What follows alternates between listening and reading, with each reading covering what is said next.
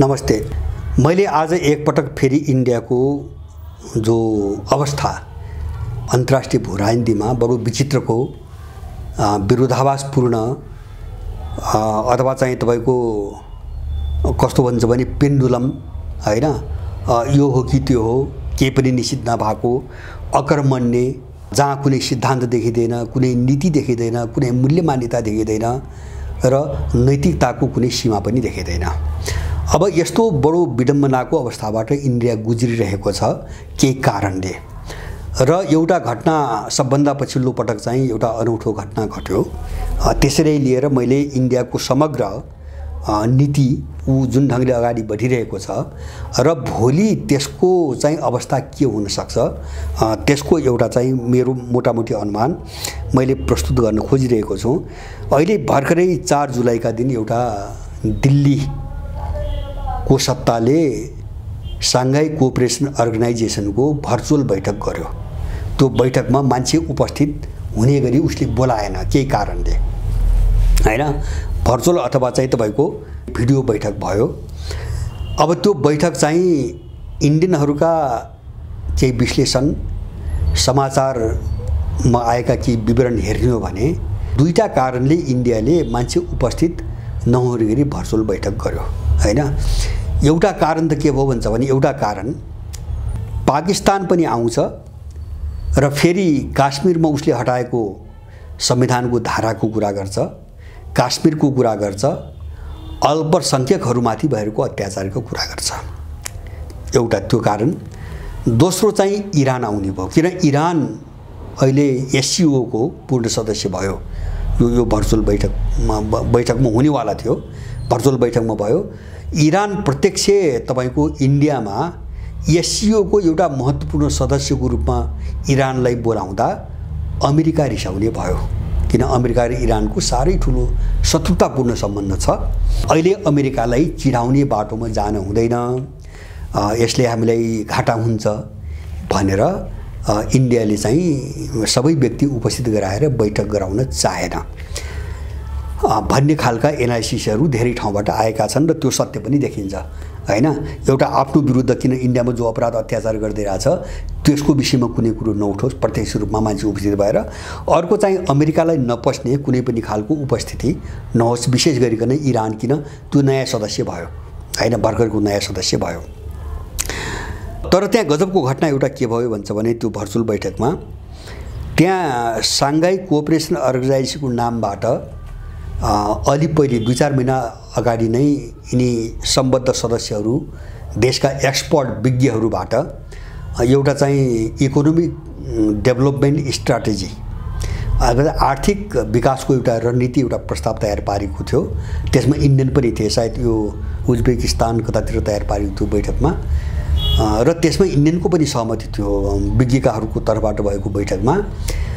त्यो प्रस्तुत भयो यहाँ हैन। त्यो पहिले नै प्रस्ताव तयार भइसकेका हुनाले त्यो पारित गर्नको निम्ति प्रस्ताव राखियो, त्यसलाई इन्डियाले स्वीकार गरेन। आर्थिक विकासको रणनीति 2030 अथवा 2030 सम्ममा एससीओ संगठनले अब आर्थिक क्षेत्रमा अथवा चाहिँ डेभलपमेन्टको क्षेत्रमा के हासिल गर्ने भन्ने फेर स्थिति थियो। केही सेक्टरहरू छिटाइएका थिए। जस्तो म एउटा विवरण सुनाऊ, यो अनौठो घटना भयो अहिले। जस्तो कहाँ चाहिँ हुन्छ भने उनले के भने डिजिटल इकोनोमी एउटा एजेन्डा 2030 मा डिजिटल इकोनोमीको विकास, अर्थतन्त्रको विकास, हाई टेक्नोलोजी एन्ड इनोभेसन हैन, उच्च प्रविधिको विकास र अनुसन्धान, प्रविधिको क्षेत्रमा अनुसन्धान, modernisation of existing route for road and rail transport. अहिले रेल र चाहिँ सडकका जो चाहिँ ट्रान्सपोर्ट के अरे लाइनहरू छन् अहिले रहेका, यसको मोडर्नाइजेसन हैन, स्तर उन्नतीकरण र यसको आधुनिकीकरण हैन, यसलाई अझ चुस्त बनाउने अर्को एजेन्डा। अनि route for road and multimodal transport corridor, विविध सहज खालका, सबैलाई एकदम सहज हुने खालका हैन ट्रान्सपोर्ट करिडोरहरू, यातायातका करिडोरहरू हैन। एन्ड लजिस्टिक सेन्टरहरू, आपूर्तिका सेन्टर ठाउँ ठाउँमा ब्रिक्ससँग सम्बद्ध देशहरूमा सबै आपूर्ति सहज गर्नको निम्ति ठाउँ ठाउँमा त्यस्ता केन्द्रहरू स्थापित गर्ने। फाइनान्स एन्ड इन्भेस्टमेन्ट हैन, वित्त र चाहिँ लगानीको क्षेत्रमा हैन काम गर्ने, इनर्जी एन्ड फुड सेक्युरिटी, ऊर्जा र खाद्य सुरक्षाको ग्यारेन्टी, रिलायबल रिसिलिएन्ट भनेको लचिलो, भरपर्दो लचिलो र डाइभर्सिफाइड विविधीकृत सप्लाई चेनहरूको निर्माण गर्ने, सप्लाई अथवा आपूर्तिका चेनहरू रुटहरू लचिला हुन्, भरपर्दा हुन् र विविधीकृत हैन, किन एउटै ढङ्गको नभएर जसलाई जस्तो आवश्यकता पर्छ त्यो सबै उपलब्ध हुने खालले हैन, त्यो सप्लाई चेनहरू बनाउने, एन्ड इन्डिभिजुअल र इन्डस्ट्रियल कोअपरेसन र औद्योगिक सहकार्य। ल एजेन्डा यिनै हुन्। यसमा चाहिँ इन्कार गर्नुपर्ने कुरा केही पनि छैन। ल इन्डियालाई नचाहिएको एउटा कुरा पनि छैन यहाँ हैन, र यसलाई इन्कार गर्नुपर्ने कुरा केही पनि छैन, तर उसले यसमा हस्ताक्षर गर्न मानेन र अन्तिममा के भयो भन्छ भने इन्ट्रेस्टेड देशहरूले सहमति गरेर काम अगाडि बढाउने गरी भनेर एउटा बुँदा राख्यो। इन्डिया बाहेक सबैले अनुमोदन गरे, इन्डियाले अनुमोदन गरेन। अब इन्डियनको तर्क के छ भन्छ भने इन्डियनको तर्क त्यसमा चीनको जीडीआई ग्लोबल डेभलपमेन्ट इनिसिएटिभ भन्ने उनको जो अवधारणा छ त्यो चाहिँ गनायो रे। त्यसमा भाषा हेर्दा इन्डियनको कुरो यति हो तर्क।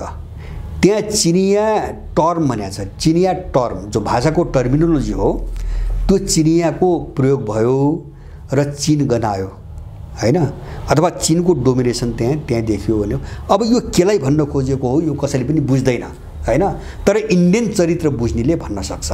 त्यो केलाई भन्न खोजेको भन्छ भने जस्तो यिनले भनेको छ नि, एउटै मुद्दा छ इन्डियनले हस्ताक्षर नगर्ने कारण, त्यो हाई टेक्नोलोजी यसले के भनेको छ भन्छ भने modernisation of existing route for road and transport, के अरे रेल ट्रान्सपोर्ट, सडक र रेल सम्बन्धी जो रुटहरू छन् अहिले भएका यसको मोडर्नाइजेसन भनेको छ, आधुनिकीकरण भनेपछि इन्डियनहरूको दिमाग कहाँ गयो भन्छ भने यो भनेको त बिआरआई हो भन्नेमा गयो हैन, यो भनेको बिआरआई हो। जस्तो रेल र सडकको रुट भनेको चाहिँ बिआरआई हो, विश्वभरि चीनको छ, जस्तो 150वटा भन्ने देशहरू त्यसमा आबद्ध छ भनेपछि त अब यो प्रस्तावमा जाने बित्तिकै त बिआरआई हाबी हुने भयो देशै के अरे संसारभरि। अब हामी त्यही बिआरआईको विरोध गरिरहेछौँ, त्यसैलाई रोकिरहेछौँ हैन, त्यही हाबी बन्यौँ। बस उसको तर्क, उसको मनोविज्ञान त्यति छ, अरू केही पनि छैन। त्यो सबै पढ्दाखेरि उसले त्यो चाहिँ ट्रान्सपोर्टको मुद्दालाई उसले आपत्तिको विषय बनायो र त्यहाँ चीन गनाएको चाहिँ कुरा गर्यो, चीनको गन्दा आएको चाहिँ तपाईँको कुरा गर्यो। अब यो घटनालाई मैले कहाँ जोड्न खोजेको भन्छ भने जस्तो अब ब्रिक्सको सायद यो अगस्त यो आउँदो महिनामा ब्रिक्सको बैठक हुँदैछ, अब पूर्ण बैठक हुँदैछ। त्यो ब्रिक्सको बैठकमा ब्रिक्स समूहले आफ्नो मुद्रा जारी गर्ने गृहकार्य गरिरहेको छ, सायद गर्ला। र यदि ब्रिक्सले कुनै मुद्रा जारी गर्नु निर्णय गरिहाल्यो भने त्यो चिनिया युवान हुन्छ भन्ने कुरामा शङ्का छैन। किनभने जस्तो नयाँ मुद्रा कुनै कल्पना गरेर नयाँ मुद्रा जारी गरेर हुँदैन हैन, त्यो त विश्वभरि मार्केटमा चाहिँ स्थापित मुद्रा हुनु पर्यो। अब अहिले डलरको काउन्टरमा जस्तो डलर अथवा युरो स्टर्लिङ पाउन्ड भनौँ, अब युरो स्टर्लिङ पाउन्ड र डलरको विरुद्धमा यता अभियान चलिरहेको छ। अब अर्को पक्षबाट कुनै अन्तर्राष्ट्रिय मुद्रा घोषणा गर्ने हो भने त्यो युवान बाहेक अर्को चिज हुँदैन। त्यसकारणले अब इन्डियनहरूको तर्क एउटा चाहिँ अलिकति नबुझिने भाषामा तर्क के आइरहेछ भन्छ भने अन्तर्राष्ट्रिय मुद्रा जारी गर्ने कुरामा यति हतार अहिले गर्नु हुँदैन, अलि परिपक्व हुँदैन, त्यसलाई अलिकति बढी छलफल गर्नुपर्छ भन्ने कुरा इन्डियनहरूको मिडिया मार्फत उनीहरूले ल्याइरहेछन्। यसको मतलब हो ब्रिक्सको बैठकमा अन्तर्राष्ट्रिय मुद्रा जारी गर्ने मुद्दाबाट इन्डियनहरू चाहिँ तपाईँको पन्छिन सक्ने सम्भावना देखिया छ। जस्तो यति मात्रै हैन, चाहिँ मैले पहिले पनि भनेको छु, जस्तो तपाईँ हामीले सबैले बुझ्या के हो भन्छ भने इन्डियन थट के हो, इन्डियन पोलिटिकल थट हैन, त्यसमा पनि विशेष गरेर सत्ता थट, सत्ताको वरिपरि थट भनेको चाहे काङ्ग्रेस आई भन्नुहोस् चाहे चाहिँ तपाईँको बिजेपी, यिनको थट अरू दल पनि क्षेत्रीय दल पनि, यिनको थट भनेको anti Pakistan anti China thought हो। बस यो दुईटा देशको विरोध गरेर यिनको समग्र शासन प्रणाली चलेको छ। अब त्यो उनले केही गर्नु पर्दैन हैन। अब सीमाना विवाद, त्यस्तो सीमाना विवाद कोसँग छैन हैन। सिमाना विवादलाई बहाना बनाएर अथवा चाहिँ काश्मीर त सबै मेरो हो, पाकिस्तानको होइन, यस्ता कुराहरू गरेर जस्तो उनले सार्कलाई निष्क्रिय बनाए हैन। अनि चाहिँ जस्तो साङ्घाई कोअपरेसन अब एउटा विकासको प्रस्तावैबाट उनीहरू अलग भए भनेपछि त मार त उनलाई परिरहेछ हैन। त्यसबाट त अलग त उनी भए, बाँकी देश त अगाडि बढे, विश्वभरिका देशहरू। अब त्यसपछि भोलि अन्तर्राष्ट्रिय मुद्रा होला हैन, त्यहाँबाट बाहिर निस्केर गर्ने के। अनि इन्डिया न चाहिँ आफू अगाडि बढ्न सक्ने यसको औकात छ। जस्तो अहिले भर्खरै देख्यो इन्डियाको के देख्यो भन्छ भने त्यसले चाहिँ कुनै पनि चिनिया प्रभावलाई छिचेर दूर गर्दै आयो। जस्तो यो गलवान घाटीको घटनापछि लगभग 70-80 वटा चिनिया एप्सहरू इन्डियामा प्रतिबन्ध लगाएको छ हैन। र अब त्यो युवानमा कारोबार गर्नबाट सधैँभरि विरोध गरेको इन्डियन सत्ता, इन्डियन राजनीतिक वृत्तका मान्छेहरू जसले चीनको कुनै पनि चिज चाहिँ अपनाउनु हुँदैन भन्दै आएका थिए, त्यही देश नै झन् पछि झन् चिनियासँगको व्यापार बढाउँदैछ। र पोहोर यो 2022 को आँकडा हेर्ने हो भने इतिहासमा रेकर्ड तोड्यो, 100 बिलियन भन्दा माथि पुग्यो चीनसँगको उसको व्यापार हैन। निर्भरता त्यसरी बढिरहेछ। त्यो मात्र हैन, पछिल्लो कालमा अस्ति भर्खरै जुनको चाहिँ तपाईको यिनको निर्णय हो, यो कस्तो हास्यास्पद भयो भन्छ भने रुसले चाहिँ तपाईको आफ्नो तेल जो त्यहाँ बेचिरहेछ त्यस बापत चाहिँ इन्डियन मुद्रा लिन अस्वीकार गरेपछि केही त लियो, रुसले केही लियो, तर पछि के भन्छ भने जस्तो इन्डियन मुद्रा त अन्तर्राष्ट्रिय व्यापारमा त चल्दैन, त्यसको हैसियत त छैन। अनि रुसले के भन्यो भन्छ भने तिम्रो मुद्रा यत्रो तेल लिएर तिम्रो मुद्रा जम्मा गरिकन त्यो मुद्रा मैले गर्ने के हैन, हामीले गर्ने के। जस्तो तिमीबाट ल्याउने सामान हामी थोरै किन्छौँ, अब यो सबै मुद्रा त्यहाँ प्रयोग हुँदैन, अब बाँकी देशमा तिम्रो मुद्रा चल्दैन, त्यसकारणले हामीलाई युवानमा भुक्तानी देऊ, हामी डलर युरो चाहिँ अथवा पाउन्ड चाहिँ हामी लिँदैनौँ, हामीलाई युवान देऊ, होइन भने हामी तेल बेच्न सक्दैनौँ। रसियनहरूले अब इन्डियन बार्गेनिङ गरे, तर रसियनहरूले इन्डियन मुद्रा लिन स्वीकार गरेपछि लाज शरम सबै पचाइकन इन्डियनहरूले अहिले युवानमा रुसलाई भुक्तानी दिइरहेका छन्। 1 महिना यता निर्णय गरे र इन्डियन जति रिफाइनरी कम्पनीहरू छन्, तेल प्रशोधन गर्ने कम्पनीहरू आयात गरेर ती सबैले चाहिँ युवानमा चाहिँ सरकारी कम्पनी सहित सबैले युवानमा चाहिँ भुक्तानी गर्ने भनेर निर्णय गरे। यस्तो लाजमर्दो अवस्था चाहिँ इन्डियनहरूको। अब यसले एउटा विश्लेषण गर्यौं, उनी फाइदाको निम्ति युवान तिर्न पनि तयार छन्। फाइदाको निम्ति रुसबाट आधा मूल्यमा तेल ल्याउनको निम्ति उनी युवान तिर्न पनि तयार छन्। तर चाहिँ त्यहाँ सबैको निम्ति प्रस्तुत गरिएको विकास डेभलपमेन्टको जो स्ट्राटेजी भन्ने उनले विकास गरे 30सम्मलाई, त्यसमा चिनिया गन्ध आयो भनेर हस्ताक्षर पनि गर्दैनन्। इन्डियनहरूको यो दोगलापन हैन, यो निरीहताले के देखाउँछ भन्छ भने यिनको भविष्य कतै पनि छैन भनी देखाउँछ। किन यिनीसँग कुनै सोच पनि छैन, दृष्टिकोण पनि छैन। त्यो रणनीतिक दृष्टिकोण त हुने झन् प्रश्नै भएन। इन्डियन अलिपछि लामो समयसम्म सोच्न सक्ने देश पनि होइन। र यसमा अर्को केले काम गरिरहेछ भन्छ भने अहिले अमेरिकन उक्साहटले, जस्तो यो यसमा हस्ताक्षर गर्न नमानेपछि, यो विकास प्रस्तावमा हस्ताक्षर गर्न नमानेपछि अब साङ्घाई कोअपरेसन संगठनका सदस्य देशहरूले भने, चीनले त खुलेरै भन्यो, अरूले पनि अप्रत्यक्ष रूपमा भने यो अमेरिकन धाङधङ्गी मात्रै हो हैन। जस्तो अमेरिकनहरूले जे रणनीति अपनाउँछन् नि, जुन शैली, त्यही शैली हो बस। यसका पछाडि कुनै तुक छैन, कुनै तर्क पनि छैन हैन। अब कुनै सिद्धान्त पनि छैन, नीति पनि छैन। उही अमेरिकन शैलीको हैन। फाइदा हुन्छ भने गर्ने हैन, लम्पसार गरेर पनि गर्ने, होइन भने अब प्रत्यक्ष फाइदाको कुरो अगाडि छैन भने विरोध गरेर आफ्नो पोजिसन बडो अलग पोजिसन पनि देखाउने, त्यो दिशामा इन्डिया गइरहेछ। र अहिले अमेरिकन धङधङ्गी हो भने मलाई किन लाग्छ यथार्थ पनि के हो भन्छ भने एक त उनको चाहिँ political thought anti Chinese, anti Pakistani, अरू केही हेर्नु पर्दैन हैन। ती देशले उसका विरुद्धमा के गरेका छन् भने पनि, गरेका छैनन् भने पनि हैन, केही गर्नु पर्दैन। त्यो दुईटा देशलाई गाली गरेरै इन्डियाको चुनाव हुन्छ। जस्तो अहिले मोदीको त झन्केर अहिले बढिरहेछ भन्छ भने 24 मा चुनाव हुँदैछ। अब भोट ल्याउनुको निम्ति चिनालाई गाली गर्नु पर्यो, किन इन्डियन स्कुलिङ र मेन्टालिटी त्यस्तो उनीहरूले बनाएका छन्। जस्तो इन्डिया सबै चाहिँ पश्चिमाहरूको लगानी छ, सारा इन्डिया मिडिया त्यही छ।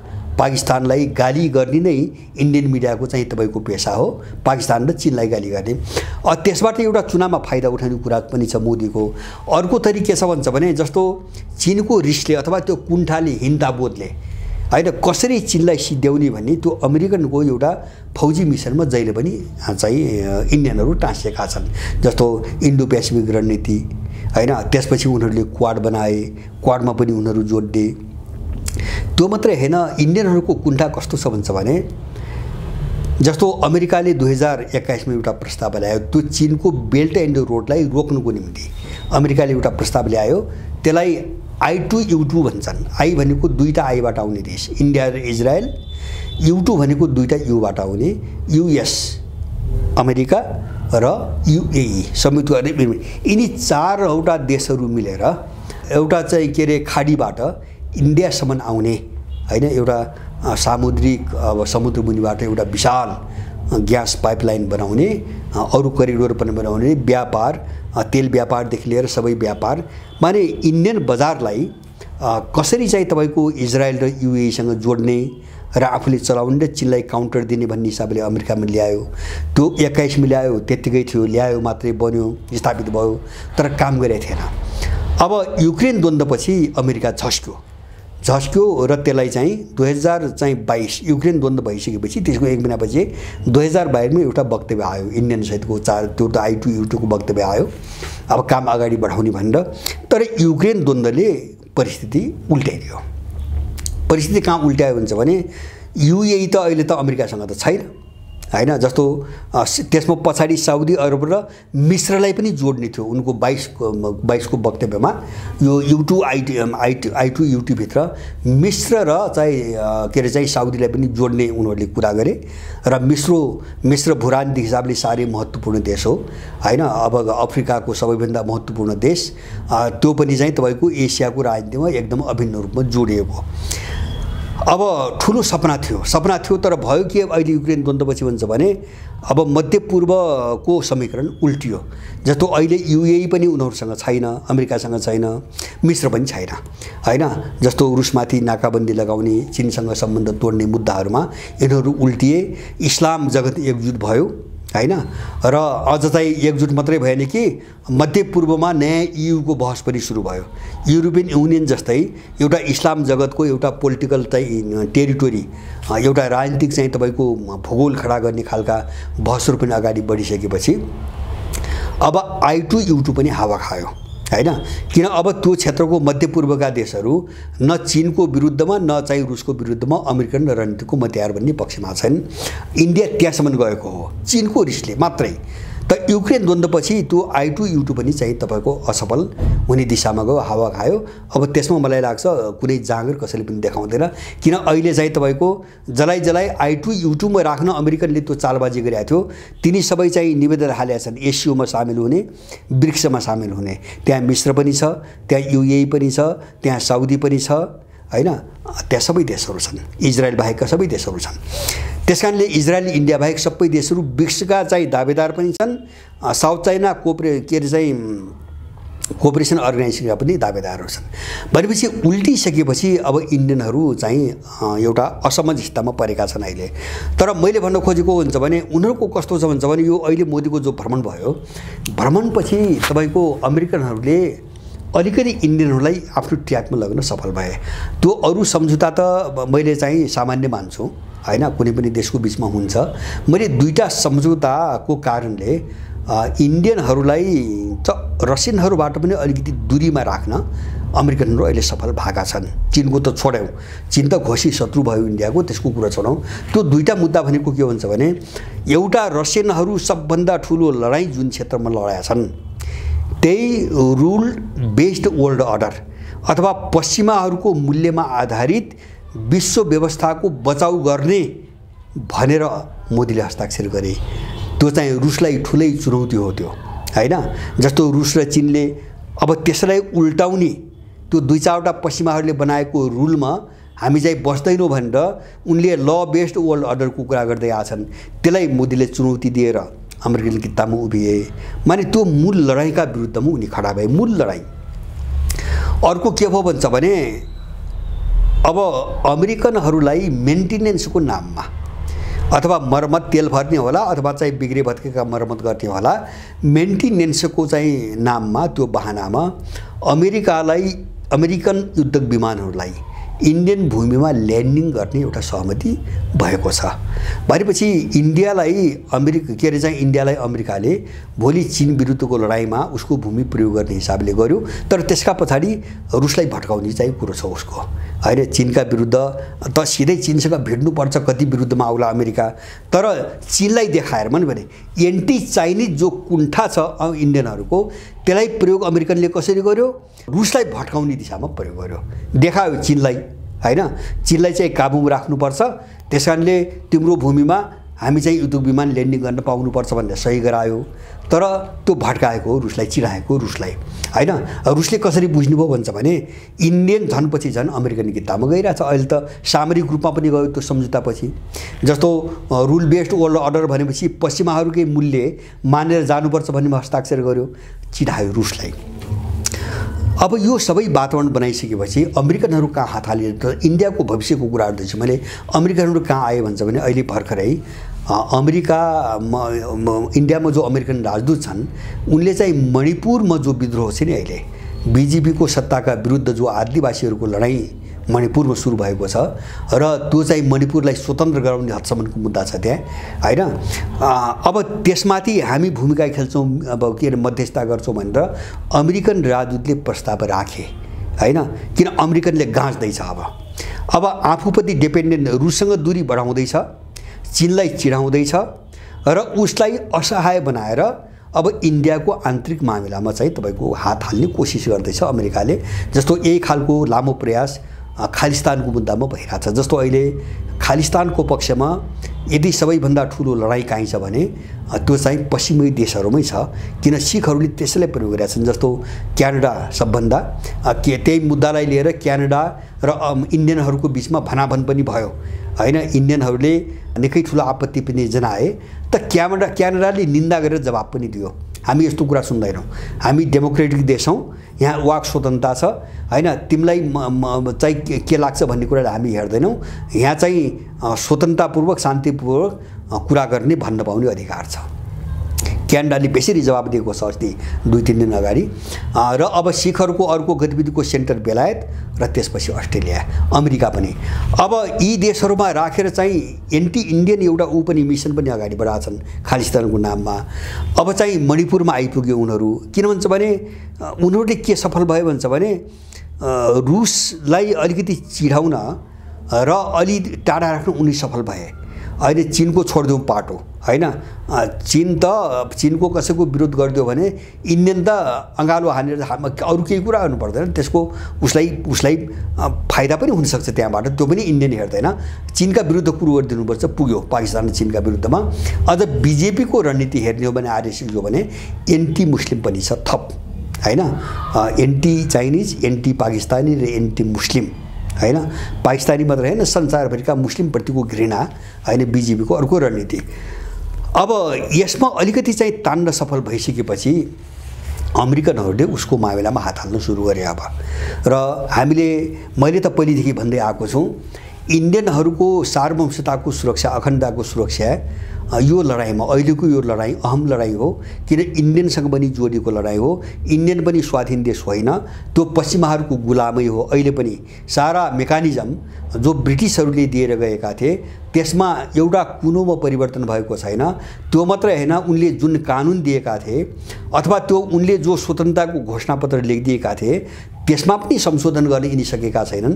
अहिले पनि त्यो घोषणापत्रमा इन्डियालाई इन्डिपेन्डेन्ट कोलोनी भनेको छ, होइन। उपनिवेशै, आफ्नो उपनिवेशै भनेको छ, त्यसलाई नै बोकेर हिँडेका छन्। इन्डियनको हालत त्यो छ, होइन।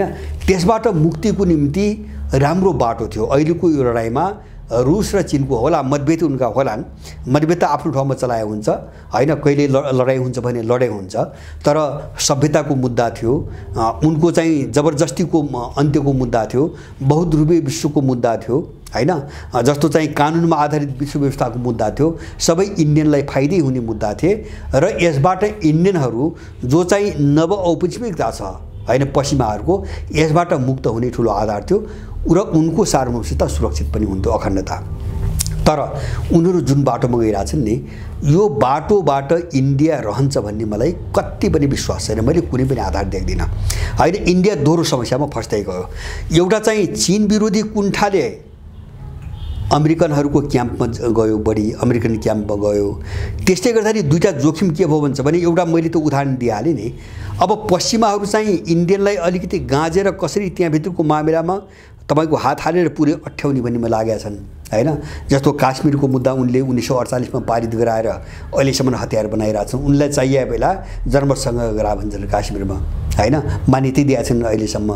अब अहिले मणिपुरको कुरा उठाए, भोलि अर्को कुरो उठाउँछन् होइन, अर्को कुरो उठाउँछन्। अब यो जोखिम पनि बढ्दै गयो किन त्यो पश्चिमा चरित्र हो होइन। तपाईँ चाहिँ उसलाई चाहिँ मोय खाए पनि उनले चाहिँ मारिदिने हो, उनको रणनीति। अमेरिकन रणनीति जस्तै मोय खानुहोस्, उनले चाहिँ आफ्नो काम हुने शर्तमा, फाइदा हुने शर्तमा सिधाइदिन्छन्। मोय खाने मान्छेलाई पनि सिधाइदिन्छन्। एउटा त त्यो जोखिम जति नजिक भए पनि त्यो जोखिम इन्डियाको कहिले पनि टर्दैन। दोस्रो जोखिम के हुने भयो भन्छ भने अमेरिकन कित्तामा उभिएर कमसेकम पनि अब रुसलाई चिराउन जब उसले सुरु गर्यो नि अहिले मोदीको भ्रमणपछि, त्यसले गर्दाखेरि त्यो उसको कथित अखण्डता अब समाप्त हुने अर्को जोखिम यतातिरबाट पनि बेहोर्नु भयो। किन मलाई लाग्छ, मेरो आफ्नो बुझाइ है, इन्डियनले यो लडाइँमा साँच्चैकै अमेरिकन कित्तालाई सघाउँदै जाने र भोलि वारपारकी बेलामा पनि यही भूमिका खेल्ने हो भने इन्डियालाई यो स्वरूपमा रहन रुसले पनि दिँदैन, चीनले पनि दिँदैन। किन उनले आफ्नो सुरक्षाको निम्ति त इन्डियालाई चाहिँ छिन्नभिन्न त बनाउनै पर्छ। किन यत्रो विश्वको चाहिँ दुई विशाल शक्ति र दुईटा विपरीत युगको जो लडाइँ हो नि, यो सामान्य दुई देशको त मुद्दा त होइन।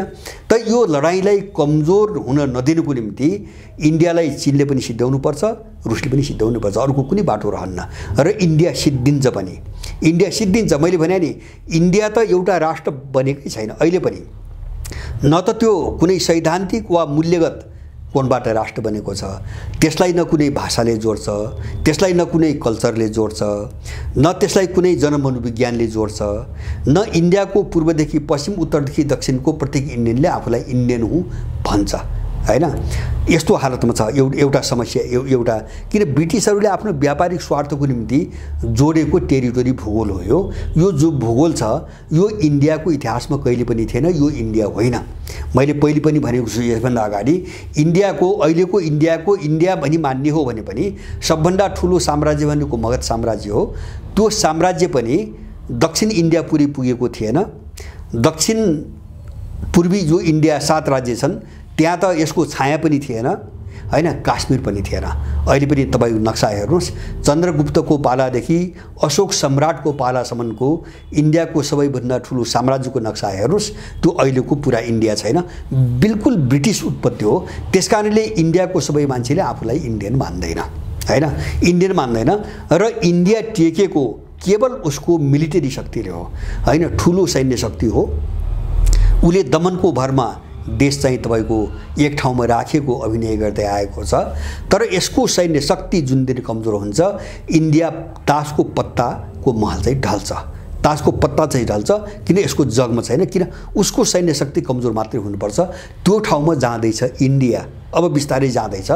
र अहिले चाहिँ रुस र चीनका विरुद्धमा उभिने भनेको के हो भन्छ भने दोहोरो चाहिँ चुनौती चाहिँ निम्त्याउने कुरा हो होइन। अब पूर्वीयहरूको कित्ता अथवा चाहिँ पश्चिमा विरोधी तपाईँको कित्तामा उभिने भनेको कमसेकम आफ्नो अखण्डता सुरक्षित गर्ने कुरा हो मैले बुझेको। किन भन्छ भने इन्डियालाई टुक्र्याउने मनसाय भोलि चाहिँ विरुद्धमै आएको अवस्थामा बाहेक है, इन्डियालाई टुक्र्याउने मनसाय न चिनियाहरूको देखिन्छ, रसियनहरूको त हुने कुरै भएन। किन भन्छ भने 1971 मा यो इन्डियालाई जोगाइदिएको रुसले हो। रुसले नै त्यो इन्डियालाई जोगाइदिएको। अमेरिकाले त्यही बेला समाप्तै पार्ने योजना बनाएको थियो। किन बङ्गलादेशलाई स्वतन्त्र गर्ने जो इन्डियाले अभियान चलाइरहेको थियो नि, त्यसलाई रोक्नको निम्ति त्यो बेला त पाकिस्तान त अमेरिकाको कठपुतली थियो होइन, लामो समय कठपुतली भयो अमेरिकाको। अहिले पनि त्यही हालत छ। पाकिस्तानलाई को पक्षमा जस्तो बङ्गलादेशलाई अलग हुन नदिन र अब त्यो इन्डियन मिसनलाई तुहाएर इन्डियालाई सिद्ध्याउनको निम्ति अमेरिकन सेना त बङ्गालको खाडीसम्म आइसकेको थियो। रुसले आफ्नो सैन्य शक्ति बङ्गालको खाडीसम्म हिन्द महासागरमा नउतारेको भए अमेरिका फर्कने पनि थिएन, इन्डिया चकनाचुर हुने थियो। बचाइदिएको रुसले हो त्यो बेला 1971 मा। अब त्यही कारणले इन्दिरा गान्धीले 20 वर्षे सन्धि गरिन् रुससँग। हुन त त्यो बङ्गलादेश विभाजन हुनुभन्दा केही महिना अगाडि सम्झौता भइसकेको थियो। अगस्तमा सम्झौता भयो, डिसेम्बरमा चाहिँ पाकिस्तान टुक्रियो, पूर्वी पाकिस्तानलाई बङ्गलादेश बनायो इन्डियाले। तर अमेरिका हाम्रो विरुद्धमा यसरी लागि परेको छ भन्ने त इन्डियालाई थाहा थियो। त्यसैले उसले आफ्नो सुरक्षाको निम्ति इन्दिरा गान्धीले अगस्तमै रुससँग सम्बन्ध जोडेर बलियो बनाइन्, अनि मात्रै त्यो पाकिस्तान विभाजनमा इन्डियाले हात हाल्यो हो। किन अब रुस पनि साथमा छ। 20 वर्ष मैत्री सन्धि भइसकेपछि रुस पनि साथमा रह्यो र त्यही सन्धिको आधारमा रुसी सेना हिन्द महासागरमा उत्रियो इन्डियाको बचाउको निम्ति। मैले भन्न खोजेको इन्डियालाई अखण्डताको खतरा न चीनबाट छ न चाहिँ रुसबाट छ। रुसबाट हुने कुरै भएन, चीनबाट पनि मलाई लाग्दैन। किन भन्छ भने बीचबीचमा चीनले यदि इन्डियाको राम्रो नियत हुन्थ्यो हैन, यो सधैँभरि एन्टी चाइनिज चाहिँ डकार हैन छोडेर चाहिँ सधैँभरि चाहिँ रुवाबासी गर्दै थियो भने मलाई चाहिँ विश्वास छ अरुणाचलको मुद्दा पनि टुङ्गिन्थ्यो।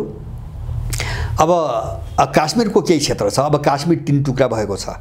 काश्मीर जो हिजोको स्वतन्त्र काश्मीर थियो हैन, एउटा सबभन्दा ठुलो टुक्रा चाहिँ इन्डियाले कब्जा गर्यो, अब एउटा चाहिँ पाकिस्तानले कब्जा गर्यो, र अर्को सियाचिन भनेर चीनको अधीनमा छ हैन। त्यो एउटै काश्मीर हो, काश्मीर कसैको पनि होइन। काश्मीर स्वतन्त्र देश हो। 7000 वर्षदेखि काश्मीर स्वतन्त्र देश हो। पहिलो पटक इन्डियनहरूले हात हाले जब गलत ढङ्गले चाहिँ काश्मीर कब्जा गर्न हात हालिन्, यो चाहिँ अब त्यसपछि मात्रै काश्मीर विभाजित भयो र 3तिर छरियो। अब त्यो एउटा समस्या बाहेक चीनसँगको सिमानामा कुनै समस्या आउँछ भन्ने मलाई लाग्दैन। र चीन इन्डियन जस्तो त्यस्तो दरिद्र छैन हैन, आजको स्वार्थ मात्रै हेर्ने दरिद्र छैन। उसले 50 वर्षपछिको एउटा मिसन बनाएको छ, उसले रणनीतिक रूपमा हेर्छ। इन्डियालाई चिराउने पक्षमा चीन छैन, कहिले पनि छैन।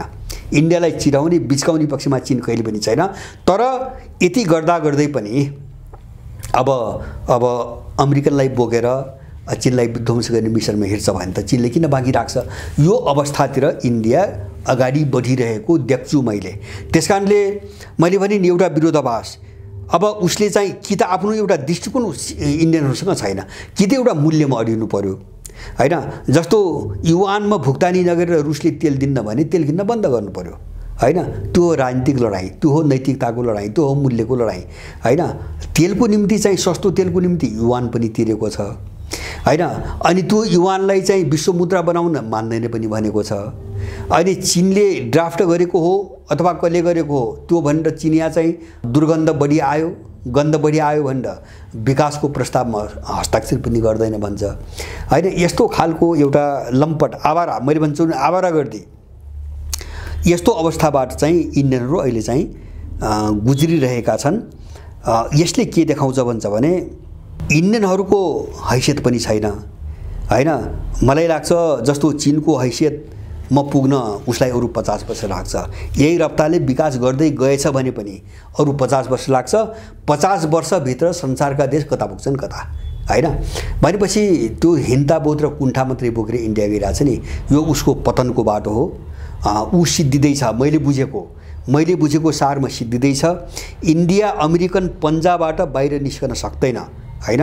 मैले एउटा झिनो आशा के थियो भन्छ भने जस्तो अहिलेको लडाईँ पूर्व भर्सेस पश्चिमको लडाईँ, सभ्यताको लडाईँ, त्यसको एउटा पाटो सभ्यताको लडाईँ, मूल्यको लडाईँ हैन। जस्तो बहुध्रुवीय विश्व कि एक ध्रुवीय विश्वदेखि लिएर अब रुल बेस्ड व्यवस्था कि ल बेस्ड व्यवस्थासम्मका यत्रा मुद्दाहरू उठेका छन्। कमसेकम इन्डियालाई काम लाग्ने मुद्दा छन्, त्यसबाट इन्डिया पनि उभो लाग्छ। यिनी मुद्दाहरूको कारणले एउटा चाहिँ अलिकति दृष्टिकोण चाहिँ ठिक ठाउँमा ल्याउला भन्ने एउटा मेरो मोटामोटी अनुमान थियो। उसका पछिल्ला घटनाहरूले त्यस्तो सङ्केत दिँदैनन्। उनीहरूमा कुण्ठा बढ्दैछ हैन। जस्तो कुण्ठा कहाँ बढ्दैछ भन्छ भने विश्वव्यापी रूपमा चीनको भूमिका जति बढ्दैछ, इन्डियनहरूको कुण्ठा र विक्षिप्तता त्यत्तिकै बढ्दैछ। इन्डियाको दिमागमा के भन्छ भने चीनले त जीएसआई ग्लोबल सेक्युरिटी इनिसिएटिभ ल्याएर मध्यपूर्वलाई एक ठाउँ मिलाइदियो हैन। उसलाई नित्रै लाग्दैन अब त्यो चीनले गरेका सुनेर हैन। जीडीआई ग्लोबल डेभलपमेन्ट इनिसिएटिभ भन्यो हैन, विश्वभरि त्यो प्रस्ताव छलफलमा लग्यो, धेरैलाई जोड्दै गयो, इन्डियनलाई निकै लाग्दैन हैन। अब ऊ कहाँसम्म पुग्यो भने ग्लोबल सिभिलाइजेसन इनिसिएटिभ भनेर अर्को उनले सुरु गर्दैछन्, त्यहाँ पनि लाग्दैन होइन। यद्यपि त्यो त एउटै हो नि त, झन्नै वे अफ थिङ्किङ, एउटा सभ्यता दर्शनलाई हेर्ने एउटा दृष्टिकोण, मूल्य मान्यता र परम्परालाई हेर्ने वे एउटै हो। चिनिया वे पनि त्यही हो, नेपालको वे पनि त्यही हो, अथवा चाहिँ तपाईँको इन्डियन पनि त्यही हो। किन त्यो स्पिरिचुअल छ। रसियन पनि त्यही हो। जस्तो रसियन चाहिँ कहिल्यै पश्चिमी युरोपसँग किन मिलेन होइन।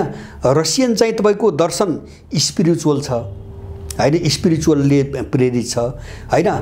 पश्चिमी युरोप र अमेरिकाको मटेरियल छ, विशुद्ध भौतिकवादी छ, त्यो उपभोक्तावादी छ, त्यसकारणले त्यो बर्बर छ, त्यसकारणले त्यो जङ्गली छ, त्यसकारणले त्यो भोगवादी छ। जो स्पिरिचुअल छन् उनीहरू मिलनसार छन्, उनीहरू समन्वयवादी छन् होइन, उनीहरू मानवतावादी छन्। विभाजन नै यही हो। जस्तो युरो अमेरिका, युरो भने पश्चिमी युरोप, मैले पूर्वी युरोप भने होइन। युरो अमेरिका र बाँकी दुनियाँ किन मिल्दैन होइन, जरोमै अन्तर छ। त अब यो लडाइँ यस्तो चिज बुझ्दा इन्डियन पश्चिमी कित्तामा उभिन्छ भने उसको विनाश बाहेक अब अर्को बाटो मैले केही पनि देख्दैन। इन्डिया विघटनकै दिशातिर जाँदैछ र अब त्यसमा उनको सुधार हुने लक्षण पनि मैले देख्दैन। त्यसबाट उनले कुनै सिक्ने प्रयत्न पनि मैले देख्दैन। त्यसकारणले हुनसक्छ भोलि युक्रेन द्वन्द्व चर्किँदै गइ नै सक्यो, विस्फोटक बिन्दुमा पुगिसक्यो। यस्तो अवस्थाले दक्षिण एसिया अथवा एसियाको राजनीतिमा पनि एउटा ठुलो उथलपुथल ल्याउन सक्ने सम्भावना छ। अरूलाई प्रयोग गरेर अमेरिकाले सकिरहेको छैन, किन साना देश परे, सैन्य शक्ति र आर्थिक चाहिँ के अरे इकोनोमी पनि अलिक कमजोर भयो, सानो भयो भूगोलमा। कोही सानो जस्तो दक्षिण अमेरिका, जापान जस्तो भूगोलले काम गर्दैन। अर्थतन्त्रमा जापान अलिकति बलियो छ होइन। तर अब बजार जनसङ्ख्या सबै हिसाबले इन्डियाको धेरै ठुलो महत्त्व छ। अब यसमा अमेरिकनहरू सफल भए भने यो क्षेत्र एउटा लडाइँको र युद्धको एउटा ठुलो रणक्षेत्र बन्न सक्ने सम्भावना छ। त्यो जुन दिन आउँछ, चीन होइन, चीन केही पनि हुँदैन, उसँग ठुलो ताकत छ, सामर्थ्य छ होइन। अमेरिकाभन्दा धेरै बलियो छ भन्छु मैले होइन, अमेरिकाभन्दा धेरै बलियो छ सबै आन्तरिक सङ्गठन हेर्दा होइन। उसको चाहिँ आन्तरिक चाहिँ राष्ट्रभित्रको सङ्गठन होइन, जस्तो जनमतको मनोविज्ञान, उसको आर्थिक क्षमता, उसको सैनिक क्षमता, उसको विशाल भूगोल, उसको चाहिँ सारा चाहिँ उसको लोकेसन होइन, अथवा स्रोत साधन सबै कोण हेर्दा चीन अभेद्य किल्ला हो होइन। अमेरिकाले केही पनि सक्दैन, लड्ला केही पनि सक्दैन। तर इन्डिया चकनाचुर हुन्छ, खण्ड खण्ड हुन्छ। त्यो दिन इन्डियाले आफ्नो निम्ति हाम्रो चाहना हो ऊ एउटा साम्राज्यवादी मानसिकता, कमजोर हुनुको निम्ति ऊ साम्राज्यवादी, बलियाहरूको निम्ति ऊ चुत्थो दलाल, आफूभन्दा बलियाको अगाडि चुत्थो दलाल र अत्यन्तै इखालु, ईर्ष्यालु होइन। अब आफूलाई जो मन पर्दैन त्यसको भलाइ कहिल्यै नदेख्ने, कहिले मिल्न नचाहने, किन हिंताबोधबाट पैदा भएको कुण्ठा हो। यही कुण्ठाले इन्डियालाई सक्ने लक्षण देखिँदैछन्। अब हामी सामान्यतः कामना गरौँ उसको सद्बुद्धि होस् र त्यो देश रहोस् होइन। अब बाटोमा आउँदैन, उसको बुद्धि फर्कदैन। अब यस्तै चाहिँ कुण्ठा बोक्ने, हिंताबोध पाल्ने अनि कमजोरहरूलाई पनि एउटा दुराग्रह, एउटा दुष्प्रवृत्ति को व्यवहार गर्ने, जस्तो अखण्ड भारत भन्छ नि, यस्तै हो भने इन्डियाको विघटन हुनैपर्छ। अब इन्डियाको विघटन सुध्रिन्न भने इन्डियाको विघटन हुनैपर्छ। इन्डियाको विघटन नै अब एसियामा स्थिरताको एउटा चाहिँ तपाईँको आधार हो, त्यो शर्त हो भन्ने मलाई लाग्छ। इन्डिया नसुध्रिएको हकमा मैले यो सम्भावना देख्दैन र विशुद्ध फैलियो भने इन्डिया समाप्त हुन्छ। अब यो पछिल्लो पटक यो साङ्घाई कोअपरेसन अर्गनाइजेसनमा ल मैले शब्द यहाँलाई सुनाएँ, केही छैन, सबैको भलाइको कुरा छ। न त्यहाँ चीन छ, न त्यहाँ रुस छ, न त्यहाँ पाकिस्तान छ, न उनको आफ्नो इन्ट्रेस्टको केही कुरो गरेको छ होइन, केही पनि छैन। तर चिनिया गन्ध आयो। अब त्यो ट्रान्सपोर्टका रुटहरूको कुरो गर्नु बित्तिकै यो त बिआरआई हो, उसले भनेको थियो यो त बिआरआई हो होइन। रोड र रेलका रुटहरू चाहिँ मोडर्नाइजेसन गर्ने भने त बिआरआई हो। यो त चीनले सारा संसार कब्जा गर्ने योजना गर्दै भोलि हामी कहाँ पनि आइहाल्छ। अब हामी त सिद्धिन्छौँ। प्रतिस्पर्धा गरोस् न, खुला बजार अर्थतन्त्र हो भने चीनसँग प्रतिस्पर्धा गरोस्, किन डराउनु पर्यो। अन्त सामर्थ्य पनि छैन, रिस पनि छ। यो जो चाहिँ विसङ्गतिबाट इन्डिया गुज्रिरहेछ, यसले चाहिँ उसले आफ्नो विनाशको बाटो खनिरहेछ, त्यो बाटोतिर गइरहेछ। त्यसकारणले यसले हाम्रो क्षेत्रमा एउटा ठुलै ध्वंस र उथलपुथल ल्याउने खतरा पनि छ, त्यस्तो सम्भावना पनि देखिन्छ। हामी भोलि यो सबै परिदृश्यको निम्ति एउटा तयारीको अवस्थामा रहनुपर्छ भन्ने चाहिँ मलाई लाग्छ। हस्।